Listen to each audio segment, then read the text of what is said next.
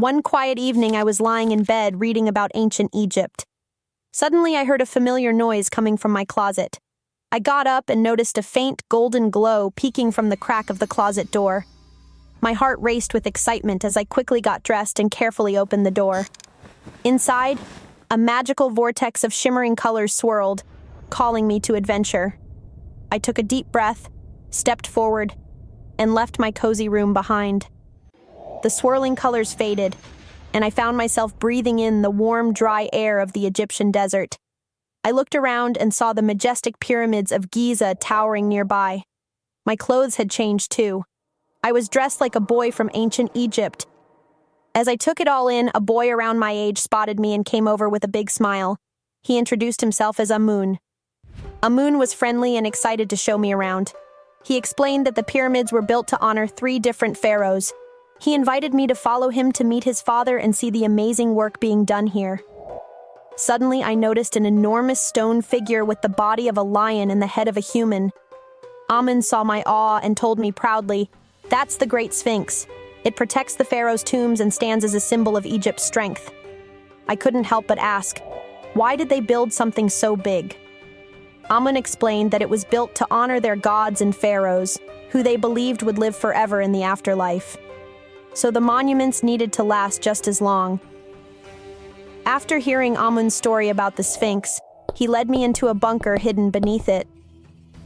And at the bottom we met Amun's father. Amun introduced me, and his father welcomed me warmly. He told me, "Welcome, Paco. This is a special place. We're decorating and painting the walls to prepare this chamber. Soon it will hold precious scrolls, preserving knowledge for future generations." I listened closely as Amun's father described how these walls would protect Egypt's records of history and knowledge. I felt honored to witness this dedication to preserving the past. Amun and I left the bunker and made our way to the banks of the Nile River. I was amazed by the scene. A wide, shimmering river with boats floating lazily down its currents. Merchants called out, selling goods, and vibrant colors filled the marketplace. Amun tells me, "This is the Nile River. It's the heart of Egyptian life. Our farms grow food here, and we trade goods from around the world. Spices, gold, fine fabrics. All of it passes through this river." As I watched the bustling marketplace, I whispered, "This river really connects everything."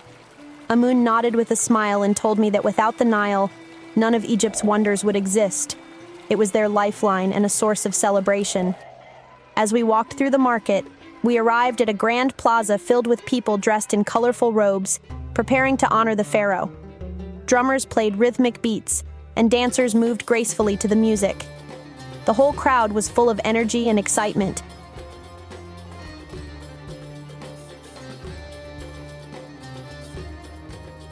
Amun tells me, "Today we celebrate the pharaoh. My people from all over the country gather here today, as well as other world leaders.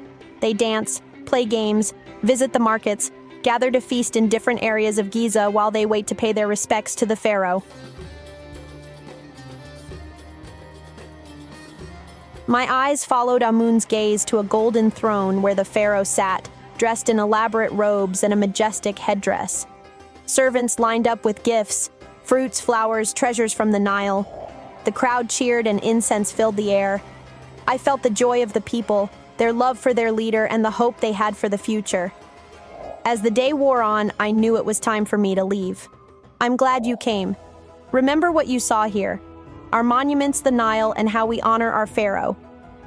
We shared a hug, and I stepped back toward the swirling vortex. As the colors surrounded me again, I felt the warmth of Egypt fade.